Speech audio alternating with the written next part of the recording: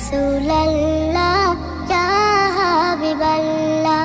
Medina শরীফের মাঝে বেহেশতের বাগান আছে, সেই বাগানে শুয়ে আছেন, সেই বাগানে শুয়ে আছেন